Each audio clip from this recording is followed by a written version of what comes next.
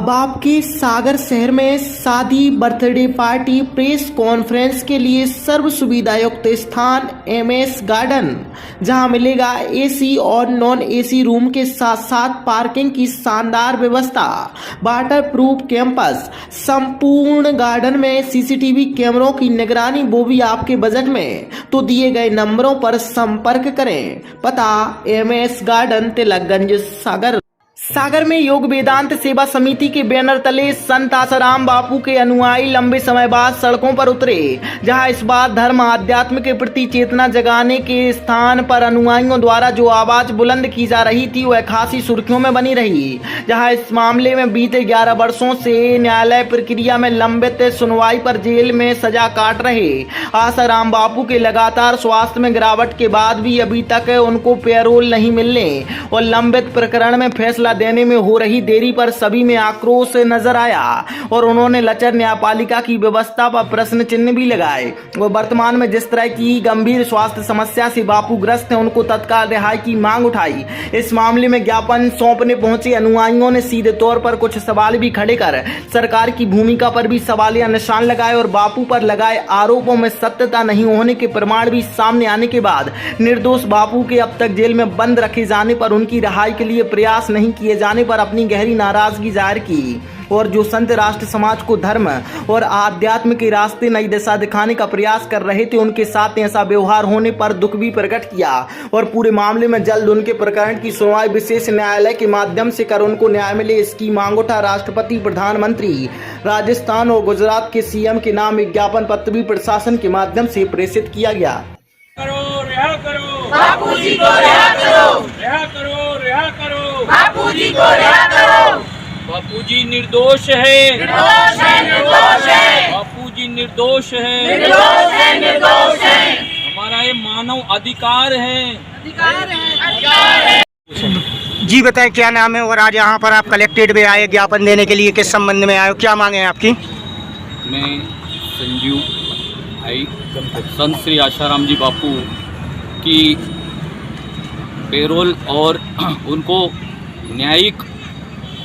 न्याय जल्दी मिले और जल्दी से उनको पेरोल मिले, इस उपलक्ष्य में अपन यहाँ कलेक्ट्रेट में कलेक्टर साहब को ज्ञापन देने आए हैं। पूज्य बापू जी 85 साल की उम्र के बाद भी जो है उनको न्याय नहीं मिल रहा है, एक दिन की पेरोल भी नहीं मिल रही है और आगे भाई साहब जैसे देखने में आया है उनके ऊपर संगीन मामले दर्ज हैं और उनके लिए आजीवन कारावास की घोषणा की गई थी सुप्रीम कोर्ट द्वारा। तो वो जो है देखो जिला कोर्ट द्वारा न्यायिक प्रक्रिया के अनुसार जो है निचली अदालत ने बापूजी को सजा दी है, लेकिन जो है प्रावधान ऐसा है अपील कर सकते हैं, तो ऊंचे जैसे हाई कोर्ट में हमारे द्वारा अपील की गई है। हमारे द्वारा जो तथ्य और जो साक्ष्य निचली अदालत में दिए हैं उनको नज़रअंदाज करते हुए, उनको ध्यान न देते हुए सजा घोषित हुई है, लेकिन प्रावधान ये है कि हाई कोर्ट में उसका मतलब अपील की जाए। तो हमारे द्वारा साक्ष्य और प्रूफ रखे गए हैं। और अभी जो सज़ा उनको मिली है या जो जेल में वो हैं सज़ा काट रहे हैं, न्यायिक प्रक्रिया के आधार, साक्ष्यों के आधार पर काट रहे हैं, तो क्या आप इस ज्ञापन के माध्यम से न्यायालय पे उंगली उठाने का काम कर रहे हैं? नहीं, न्यायालय पे हम उंगली उठाने का काम नहीं कर रहे हैं। न्यायालय के जो है अभी तक की, भाई देखो कोई भी न्यायिक प्रक्रिया में देर लगना भी एक मतलब अन्याय की तरफ होता है, पर हम जो है पूरा विश्वास है न्याय प्रक्रिया पे, न्याय जरूर हमें मिलेगा, सत्य की जय होगी, समय पे जो है विजय होगी और हमें न्याय मिलेगा। आपका नाम बता दीजिए। हमारा नाम संजीव भाई है। जी बताएं, आप अपना शुभ नाम बताएं और किस संबंध में आज यहाँ पर कलेक्ट्रेट में ज्ञापन देने आई थी, क्या मांगे हैं आपकी? मेरा नाम करिश्मा गंगवानी है, मैं सागर महिला मंडल की सदस्य हूँ। मैं आज पूज्य संत श्री आसाराम जी जो पिछले 11 सालों से जेल में बंद हैं, वो भी निचली अदालतों ने कारावास की सज़ा सुनाई गई, लेकिन कोई साक्ष्य प्रमाण नहीं है, खुद अदालत ने माना है और यहाँ तक कि जोधपुर पुलिस ने भी 26/8/13 को ये कहा था कि लड़की ने जो चार्जशीट लगाई उसमें रेप का कोई प्रूफ नहीं है, रेप की नाम ही नहीं है, उसने सिर्फ छेड़छाड़ का आरोप लगाया, वो भी झूठा छेड़छाड़ का आरोप लगा के पूज्य संत श्री आशाराम बापू जी को 11 साल से कारावास में रखा गया। क्या ये न्याय है? ये तो अन्याय है। हमारी माननीय राष्ट्रपति महोदय से यही निवेदन है कि पूज्य बापू जी को रिहा किया जाए। और हमारे एक और बात है कि जब आतंकवादियों को, राजनेताओं को, भ्रष्ट नेताओं को मेडिकल बेस पे भी उनको बेल दी जाती है, लेकिन आज वर्तमान स्थिति में बापू जी का स्वास्थ्य बहुत खराब है, उनको कई तरह की बीमारियां हैं, इसके बाद भी उनको एक दिन की बेल या पैरोल क्यों नहीं दी जा रही है? मैडम, देखने में आया और भी संत महात्मा थे जो जेल में बंद थे, उनके लिए बेल मिल चुकी है, वो आज़ाद घूम रहे हैं, जैसे राम रहीम हैं और रामपाल जी भी हैं। ऐसा क्या कारण है कि बापूजी के लिए रिहा नहीं किया जा रहा है और ना उनको बेल दी जा रही है? वही तो हमें समझ में नहीं आ रहा है कि ऐसा क्यों हो रहा है हमारे साथ। हमारे मतलब बहुत ऐसे साक्ष्य प्रमाण हैं जो साबित करते हैं कि कुछ हुआ ही नहीं है, और लड़की पूरा का पूरा जो केस है मनगढ़ंत है और षड्यंत्र है, और ये षड्यंत्र का पर्दाफाश हो और बापूजी निर्दोष बरी हो। क्या आपने न्यायालय में? हाँ, उच्च न्यायालय में हमारा केस लंबित है और बार यानी कि बेल की जो वो है उसको रिजेक्ट किया जाता है। क्यों रिजेक्ट किया जाता है? हमारे बातों को हमारी करोड़ों महिलाएं हैं जो चीख के चिल्ला के बोल रही हैं कि बापूजी निर्दोष हैं, तो हमारी बात को क्यों नहीं माना जा रहा है? भाई, जब आप लोग यहाँ पर आए हुए थे आसाराम बापू के कागज लेके और यहाँ पर ज्ञापन दिया राष्ट्रपति के नाम पे, क्या मांगे हैं और क्या चाह रहे हैं? बापू जी को लोअर कोर्ट से साक्ष्य पर ध्यान ना देते हुए एक तरफा सज़ा सुनाई गई, जिसके खिलाफ हमारे द्वारा हाई कोर्ट में अपील की गई है जो लंबित है। इस मामले में सबसे बड़ा देखने में ये आ रहा है कि लगभग 11 साल से अपील है। हाई कोर्ट भी, माननीय हाई कोर्ट भी इस ओर ज़्यादा पहल नहीं कर रहा है कि जल्दी से जल्दी मामला निपटाया जाए।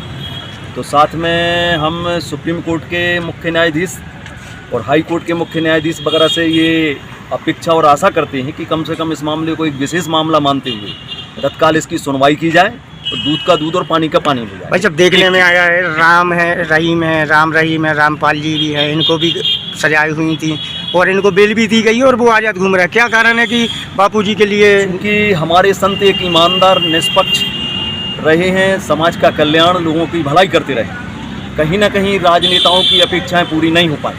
राजनेताओं की अपेक्षा पूरी ना होने के कारण चाहे वो राज्य सरकार हो, वो पैरोल नहीं दे रही है, या केंद्र सरकार हो, किसी भी तरीके से कोई मदद नहीं कर रही। और चूँकि राम रहीम वगैरह जितने लोगों को पैरोल मिल रही है, कहीं ना कहीं उनके एक राजनीतिक स्वार्थ जुड़े हुए। इसको सुप्रीम कोर्ट में लगाया था क्या आपने? सुप्रीम कोर्ट में लगातार याचिकाएं हम लोगों की मतलब गवाह इसके जमानत के लिए चल रही हैं, जो लगातार खारिज हो रही हैं। और अब हमने आज यहाँ से जब लोग इकट्ठे हुए हैं तो इस बात का प्रयास कर रहे हैं कि हर आश्रम से एक पोस्ट कार्ड अभियान पूरे देश भर में चलाया जाए सुप्रीम कोर्ट के न्यायाधीश के लिए, कि कम से कम इस मामले को विशेष मामले मानते हुए इसका संज्ञान लें और शीघ्र सुनवाई करें। क्या शुभ नाम लिखते हैं? मैं विश्वभूषण रावत, एडवोकेट। अभी आप लोग ज्ञापन देने आए थे, वो क्या मांगे हैंगी? मांगे हमारी यही है कि बापू जी को शीघ्र पैरोल दिया, जो उनका अधिकार है पैरोल मिलना, जमानत मिलना। और पैरोल जानबूझ के मेरी समझ से तो राज्य सरकार खारिज कर रही है, उनकी नहीं दे रही है। 86 वर्ष का संत पैरोल दे दोगे तो कहीं भाग नहीं जाएगा, कहीं वो नहीं होगा। यही मांग है, पैरोल दी जाए, नए प्रक्रिया अपनी जगह चलती रहेगी।